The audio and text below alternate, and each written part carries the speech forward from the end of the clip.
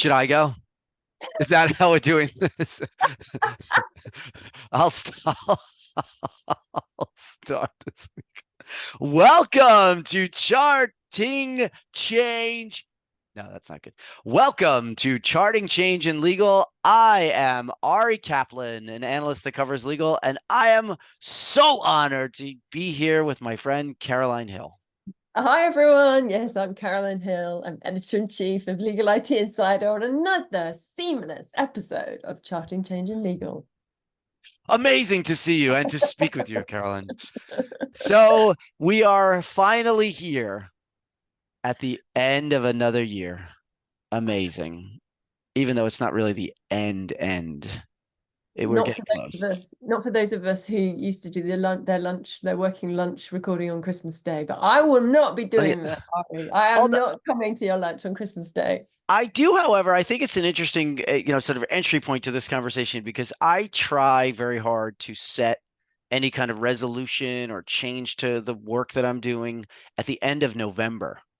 I typically don't say, oh, it's January 1st, some random arbitrary date. I'm going to do everything differently now. I'm going to set a goal today and, lose this amount of weight or gain this amount of push-ups. Like I just don't do that. I usually try to do that at the end of November. Maybe it's a Thanksgiving thing here.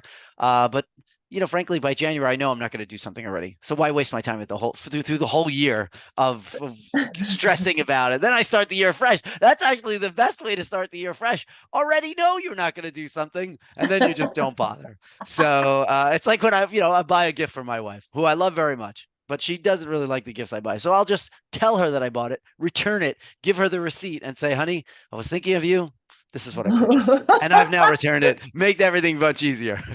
so so I really think that that's kind of where we are at this moment, given that it's a few weeks before the end of the year, of us sort of just thinking about like what happened, where are we going, but is there a way to get a jump start so that we can really start in a way that has momentum early in the year? That's a great shout. And you don't really need to. You're so sort of, I don't see what resolutions you could come up with. I know you're doing that as a segue for us to actually talk about some work stuff, which we will. But you're so healthy. I can't see that you need to make that Healthy. Well, yeah, well, not resolution. not good. No, but I do think I like, for example, I just think that one of the things I wanted to do last year was to play more guitar. And I often find, I'm sure you find this when you're having conversations with people, when you ask people these kinds of questions, what are you looking forward to? What are you trying to do? It's almost never like, oh, I would like to review more documents.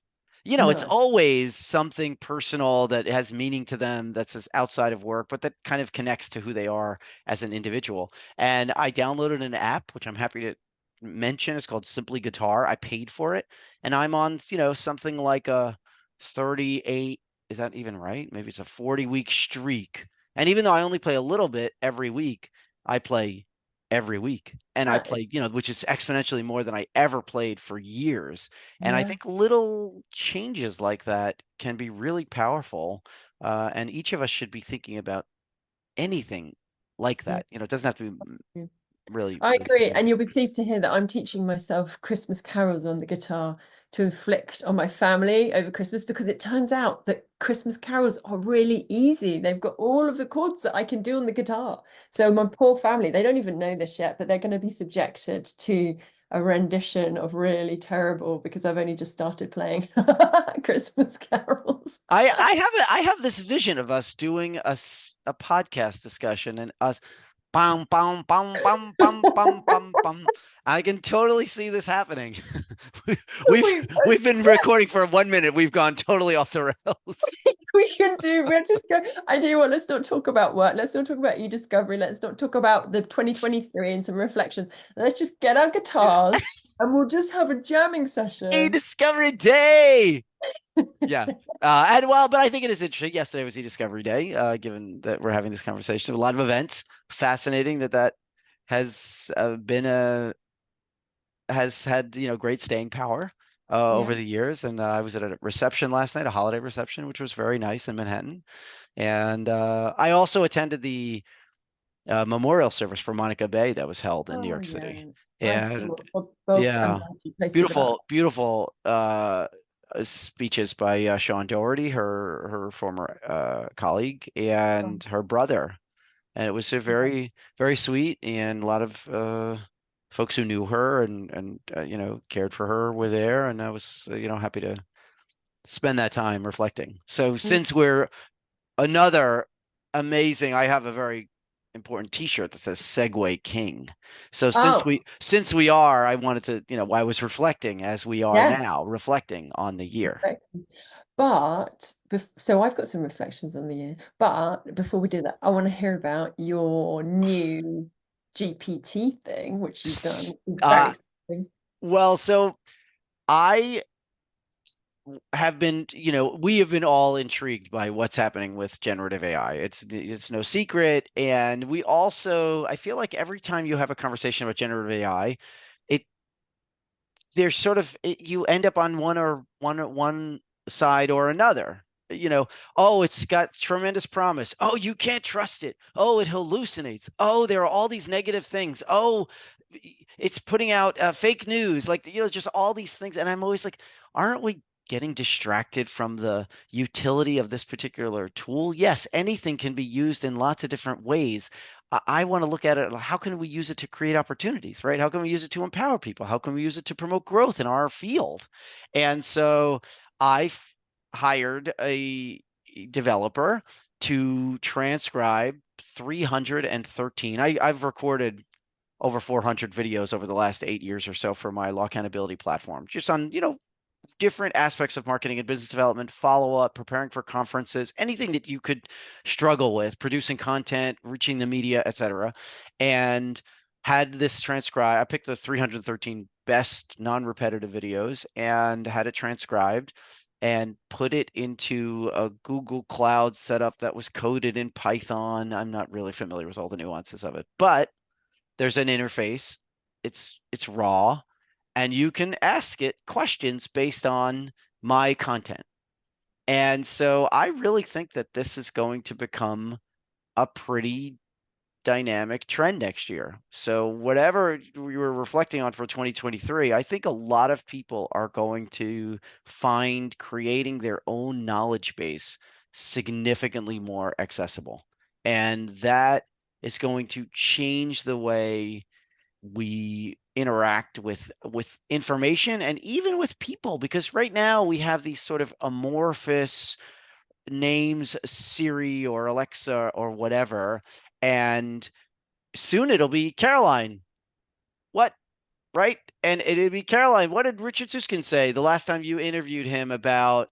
Oh, Richard had a number of really interesting things to say. He's writing a new book, and it will just. So I asked it a question and I said, "Oh, I met Caroline at a conference. Please draft a follow-up email."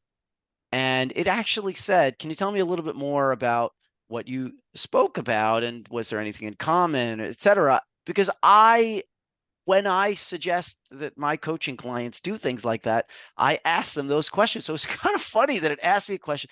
And so then I said, "Oh, say that Carolyn and I are both Giants fans and we both went to the University of Michigan."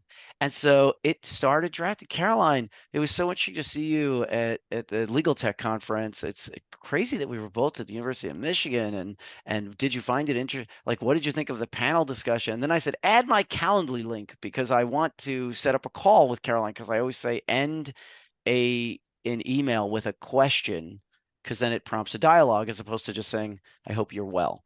Anyway, it was super fun. So I had a breakfast yesterday. I have these legal tech mafia breakfasts, and I had one yesterday, and someone else had created a much nicer, more beautiful, stylish version that you can do directly in OpenAI as part of your $20 a month subscription to GPT-4. They have these, You can do this. You can draft emails or through it. What's the beautiful thing they've created?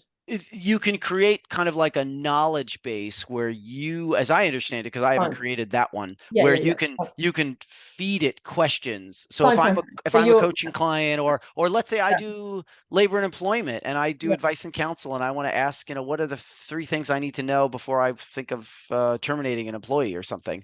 There yeah. are just lots of these different ways to create a much more interactive kind of chat Yeah. bot that we think of as a chat bot. I think that's brilliant. In terms of Thank you. internal. Full stop. It's been great, Oh, everybody. You've been a great stop! audience. Wonderful to talk to you. I mean, to be able to, and actually, you've now made me think we should really be doing this because to Absolutely. be able And to and then I was interrogate your thinking, could I content. could I make a business out of this? Like, Yeah. could I help all these other people create their own knowledge base? The thing that Yeah, you and I have that others might not have is that we have like a massive body of content. we do. So you have, all of your content over so many years. I was thinking, oh, maybe I'll take my 850 podcast episodes, transcribe them. I don't know what that would be, but it would be a really interesting knowledge base of legal tech and legal services over a Yeah. really, interesting period of time. But there are lots of opportunities. I just think that people may not be digging, kind of kneading through the clay as much as Mm, they could at this time. And I yeah. remember in 1999 taking a HTML class in a local college and thinking, huh. And so I didn't need to ever I learned HTML, but I never needed because then PageMaker came out or Adobe, there were all these different tools that, you had these WYSIWYG kind of features and you just put this here and put this there, and now all of a sudden that's what everyone does. But I think that in this case, people thinking about their body of work and somehow centralizing their body of work in a way that makes it interactive Mhm. is going to really transform how we communicate. Well, I mean, it's because obviously this is what we write about, I write about with regard to law firms in terms of them doing it. And it's funny because people have teased and said, are you in the Bahamas and is this article written by ChatGPT? And the honest truth is that I've played around with it a little bit, probably not enough, because I have a certain, I mean, you can obviously tell it to write in your style and all of this kind of stuff, but I just don't, at the moment, I just don't enjoy using it. Although I have seen some absolutely brilliant things out of it. Like I'm not suggesting for a minute that it's not fantastic. Like so I hosted a meeting of 25 CIOs talking about where they are on the generative AI scale.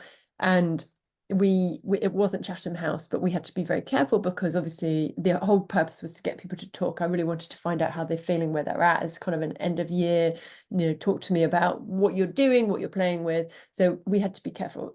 One of the people that came sent me the most brilliant high level summary, which he'd done through their internal ChatGPT tool. And I said to him, "Oh, this is so helpful. Thank you so much." And he said, "Well, you know where that's from, don't you?" But yeah, in terms of turning it the other way, I mean, we've been going since 1995, and I'm not sure that a lot of that might be just interesting historically, but to just see what it came back with. I'm not sure that all of it would be particularly relevant. The longer you go back, the less relevance, perhaps. Although the contrast of going, when recently I hosted Charles Christian's memorial, I went back to some of the earliest Orange Rags, and it's so funny to hear some things are so not different. Like he was saying, oh, the biggest thing that people are doing, this was in 1995, they're spending a lot of money on automation projects and and I was just like so much of it was like, wow, we think that things have changed so much. And Well, sometimes this point brings us full circle, right? I said that yeah, most of the time when I ask people what they want to do, it's something personal.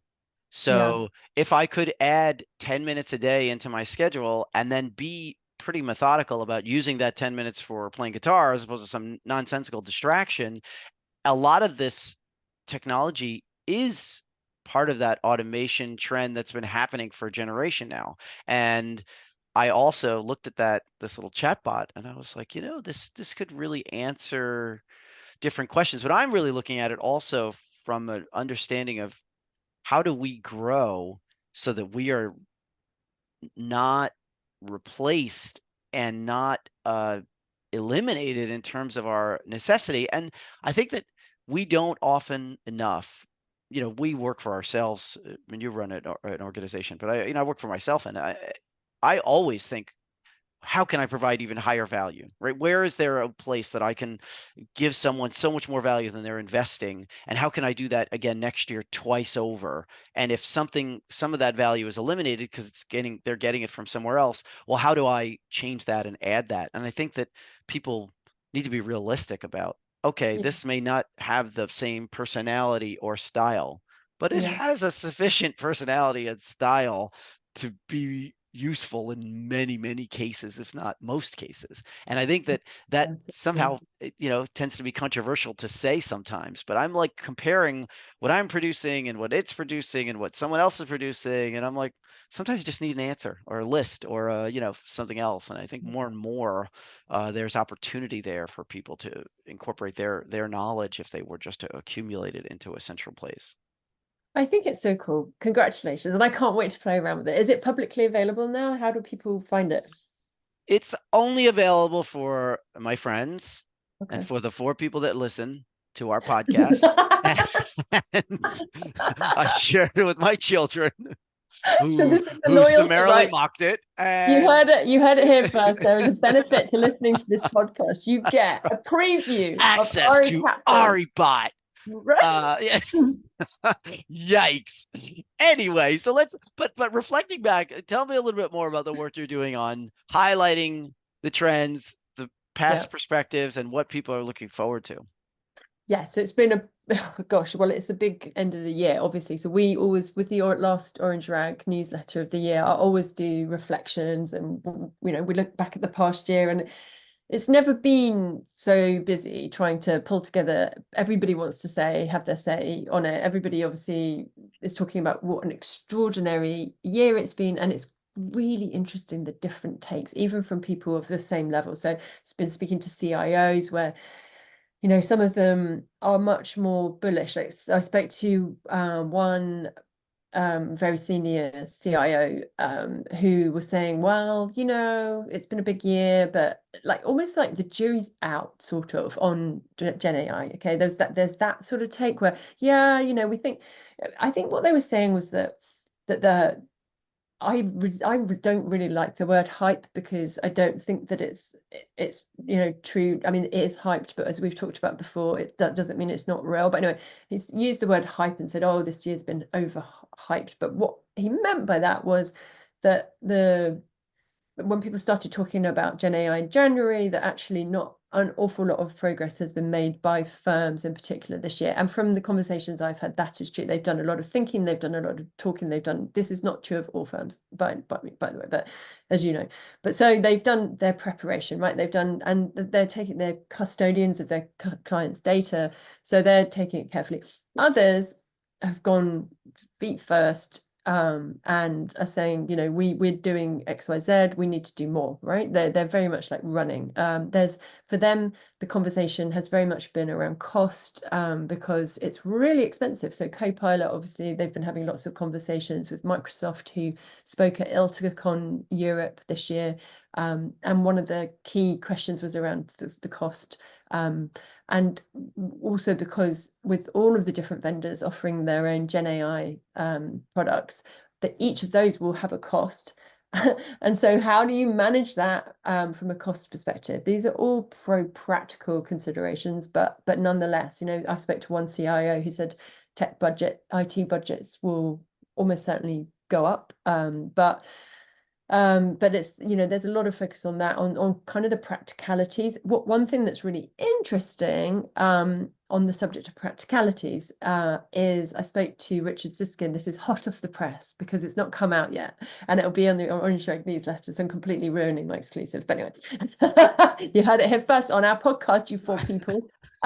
So Richard was saying that firms are focusing on like logistical stuff, productivity, short-term gains, and how they can use it right now, which is fine. But what he said he doesn't see an awful lot of firms doing is really considering how this is going to massively disrupt what they do, and particularly with regard to clients. So he was saying that what this technology will do, as we know, but we perhaps haven't focused on it enough, is enable clients to do a lot of the work in-house that they currently give to law firms. And he said he thinks that there's a place for immediate productivity gain conversations, but there's also a massive place for longer term considerations on what do we do in 2 years, 4 years, 5 years. How do we guard against this? I know firms are thinking about it. I've spoken to firms who are thinking about it. They're smart people. Law firms, they didn't get to be where they are by being stupid. But it's it's just a case of how do you how and maybe when. So the when is key, right? It's the innovator's dilemma. When do you start to really disrupt your own model? And it's a challenge because in the past, obviously, law firms have, regardless, continued making money. We always talk about the billable hour, right? Why do they change it when their revenue has gone up and they keep making lots of money and everybody's quite comfortable? But with this, it's a case of now is the time to start really thinking about disrupting the way you work, because if you don't, there's a really good chance that by the time you do, it will be too late, which I found fascinating. You and I both respect Richard. Obviously, he's respected industry wide. And when he says stuff, you tend to listen. This is not something perhaps that we're hearing for the first time, but when he speaks, it's extremely compelling. And he was very much saying the time is the time you may get to a point when you really don't have time to think about this, which I thought was kind of fascinating. Yeah, and what he's saying, I feel like I have validated in many ways in some of my research. So every year I do a report called E-Discovery Unfiltered. This year, 2024 will be the 10th year I'm doing it. And I always ask about doing more yourself. This is to really focus on e-discovery, but from a corporate legal department standpoint, I always ask, how much more are you doing internally? How much more are you planning to? And the number is always increasing, right? They're legal teams in-house in this particular area are always interested in doing as much as they can capably. And a lot of those people have already come from firms or other vendors where they have been in the trenches and are really skilled and talented. The other thing that speaks to what Richard said is that I have the last couple of years been doing this research on talking to law firm CFOs or law firm COOs, talking about profitability and hiring and expansion. And I will often ask questions about how much time are you spending focused on innovation and that kind of long-term thinking. And many of them share fairly low numbers because they just don't get the luxury, and it really is in many ways a luxury. You and I are speaking here today about the end of the year, rushing toward the end of the year, and I'm telling you about, building some chat bot. And the truth is, I was focusing on that project in the gaps of time when I was really trying to get things done and push toward the end of the year. And so it didn't surprise me, and he's completely right. And yet, as we get busier and try to streamline staffing and try to manage reduced budgets and competition in the market, it just, there's just this incredible battle that's happening. Although I will say, from an optimism standpoint, I feel like a lot of people expect next year to be a good one in the legal industry. I feel like people will uh, either expand or loosen their budgets. There are just opportunities. People are obviously back in full force in terms of travel and meeting and considering dynamic ideas, and there's lots of investment in our space. So regardless Yeah. of what people use, I think there's going to be a lot of expansion in terms of experimenting. That's what, so that was the sort of so yeah, so just to follow on from your first bit about the innovation conversation. So Richard was saying that one of the big changes from this year is that tech has become within law firms very much a board level conversation. It's whereas although they would have had touched on big projects like a new practice management system and how much it costs, they would have had some involvement, but really it wasn't on the board agenda, not in a big way, whereas it is now. So that's reassuring from the perspective of them making time to think about it. But as far as next year, yeah, so the person who I spoke to who was saying that this year hadn't really perhaps delivered in terms of meaningful changes, they were saying that they think next year is going to be a big year. I mean, I know you were saying that it's going to be a successful year. They were saying that it's going to be a big year in terms of real changes happening. So the law firms that perhaps haven't dived straight into Gen AI products, he said, they're probably, going to be looking at Copilot's a big one that comes up, and that they are going to start the ones that haven't already started really playing around or adopting technology, Gen AI technology, will start doing it next year. So I think it's interesting. I think this year there's been so it looks so it looks like next year we'll still be talking about it a lot. Not that we thought that it would be anything other than that, but but we I suppose what's interesting this year, this is what I asked them actually, because I said this year there's been a lot of announcements from vendors. There's been a lot of Gen AI beta launches, and then those launches becoming, real launches. And but there's not been an awful lot from law firms, in terms of okay, there have been some. So A&O was quick off the bat adopting Harvey. There's lots of other firms that have. There are firms that I know of that I think are now public, which are doing have been early adopters of Copilot. There's lots happening, but um, it's been a lot. I think this year's been characterized by vendor announcements and people going, oh, it's not even a real product, which, to be fair, some of them have been, some of them haven't been. That's the thing with that's the early stages of change. They are doing the early stages of product development, right? Nobody's promising that this is what it's going to be like in 5 years' time. But yeah, so I think, but it has been characterized by vendor announcements. And I think what we might see next year is much more law firms saying, we're using Copilot, or we're doing XYZ, and being more confident about it. Also, I would expect, just given the nature of technology and how it's evolved over the years, that that technology, as expensive as it is, will the price will drop. There'll be more competition. There'll be different options. There'll be different layers of how you can use it.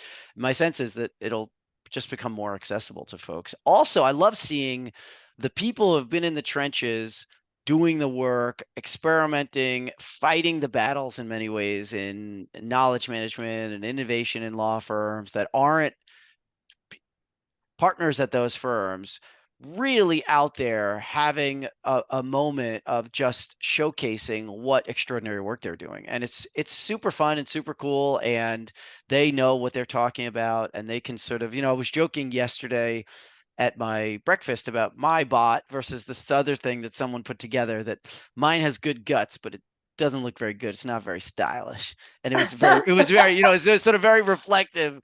And then this other person's bot was super nice. It looked great, very stylish. I wasn't sure what was going on inside. And I feel like this year, the folks who have been talking about real use cases, which is what everybody wants to see, have found a way to really highlight the fact that the substance of what they're doing and the style and look is they've combined it in a way that makes it really appealing, that encourages usage, that drives implementation, but also works. It's not just good looking and a fun interface in their office. It works. It drives better compliance. It reduces certain kinds of risks. And as those individuals and those teams continue to show that, there's going to be, as Richard has predicted, but there's going to be an interest from the clients saying, I saw this at a conference, or I saw this online. Are you doing this? If you're not doing this, we want to see you do that. And that will happen much more quickly as a result.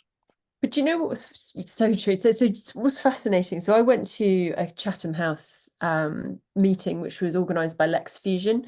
And I'm trying to find ways to write about it, but it's taking time because obviously it was Chatham House. But so what's fascinating is the current disconnect between the client and the law firm. So I hosted this meeting of CIOs, and so kind of have a good litmus test as to where many of them are at, were the ones that maybe we don't hear so much from. And then you've got the clients who are saying they're sending their RFPs saying, oh, what are you doing with Gen AI and how are we reaping the benefits from a cost perspective? You're already starting to see that combat between them, and I'm not sure if it's really helpful. I actually think right now there should be, actually, this is such an interesting thing. So I have said in the past that I think there should be much more of a collaborative approach. It seems to me instinctively better, right? If you have an honest conversation between clients and law firms, to say, right, well, where are you at, and how can, if you're not using this and you're not passing on the cost, then we should be having a conversation about it. But what's interesting, as and when they become more competitive, how that will impact that suggestion, right? Like, so already I feel that I mean, they've already always had, because of the costs, and these RFPs have always been, oh, it's so unreasonable, and they're asking for this, and they don't know what they're talking about. There's always been that combative nature in that sense between clients and law firms. But right now, it's just they're at such different levels in terms of what's the reality of what's deliverable in terms of cost savings at the moment. Not much. No one really knows what they're saving. No one's really doing anything substantive because they're custodians of clients' data. They're taking it quite slowly. They're being cautious. The clients are going, well, what are you using, and how does it benefit me, and what savings are you making, and how are you going to pass those on? They're at such different stages right now. And I don't know how that's going to change next year. I think it's early days for clients to start. Well, I don't know in what time frame they'd start taking on, for the ones who are being progressive, it maybe won't take that long before you've already seen changes with the people that you speak to in terms of bringing more work in-house. I suppose it doesn't have to be in a particularly long time frame that they start to just do more. And they go, do you know what? I'm fed up with this. You're not doing enough, and you're not passing on the cost, so I just do it myself. So there's always this saying where, it's not about something, it's about something. So, in legal, I was talking to somebody we were talking about law firm profitability and finance, and he said, it's not about the money, it's about the money. And I think when we're talking at this moment, in this watershed moment of talking about technology and driving innovation, it's really about trust. And so you're like, it's not about trust, it's about technology, it's about trust. And so have been lucky this year to conduct hundreds of interviews, including a report that just came out featuring 60 the general counsel in, I forget, I think it was 11 countries. So really trying to get a wonderful cross section, a holistic look at what teams are thinking, and the relationships where there's just profound trust between the client and the law firm that knows their business and that can say, we know your business so well. We've developed this. We know that in this aspect of your business, there's a challenge. We know it because we bill it more time than in other areas. We know it because the risk factors are really high. We know it because we recently presented to the board. We think this might work. And you can trust us because we're working on this together. We've been working with you for a long time. Those projects tend to get moving. And next year, law firms and any sort of professional services organization that has built a strong enough level of trust with their client will be able to help their client along. Because again, the client's business is whatever the client is doing. The driving change and the innovation and the new technology is part of it. It empowers it, it lifts it up, but it's not necessarily the impetus for why they come to work every day. And so the idea of this kind of collaborative relationship is going to be built on trust, and those who have the strongest level of trust and also use that trust to better understand the business will be able to find use cases and opportunities for growth on both sides that will tend to push these issues forward. Yeah, it'd be fascinating to see. I'm sure we'll see loads more examples next year. Obviously, already the awards are highlighting projects, where clients and law firms are working together. So I'm sure next year we'll start to see a lot of more Gen AI type projects coming out.